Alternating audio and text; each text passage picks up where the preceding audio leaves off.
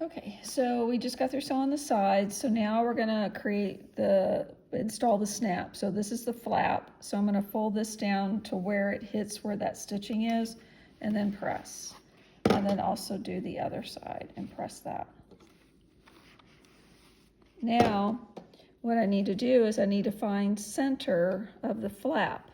So what I'm gonna do is fold this together and put a pin here where the center is. Okay, so there's my center. So there's 4 parts to one snap. You have the outie, which looks like that. See the outie, how it pokes up? And then you have an innie, so it pokes in. So those two will go together.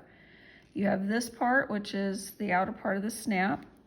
What you're gonna do is put it, I would say probably about 1/8 of an inch right here. So what I'm gonna do is I'm gonna poke, see if I can poke that right there to get it started. And then I'm gonna take this awl and poke a hole through that. And then push this through here. And poke that through there. You can take that pin out. So we're gonna put the outie on the top part here and just kind of snap that on like that. Now you're gonna take the tool here that crimps it.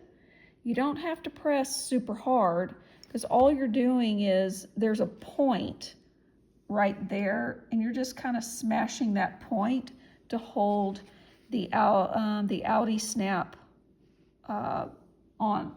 So here, this part gets cradled into the black part. You're gonna squeeze this. You don't have to squeeze real hard, just enough to smash. Do you notice, see how it smashed that down? That's all you need. Then you're gonna fold this down, and I kind of press hard right here so I can see where the indentation is. And you can see how it made that indentation?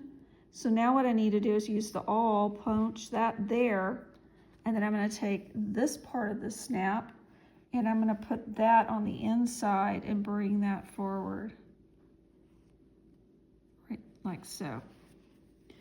And it's going through the seam. So here's the innie. Oops. The innie's gonna go here, like that. And then I put the black part on the outer part of the snap. Kind of cradle it in there. It'll kind of snap in, and then I just gently squeeze. Okay, and I might do another one because it looks like it needed to be just a little bit. Okay, and then I always test it to make sure it works.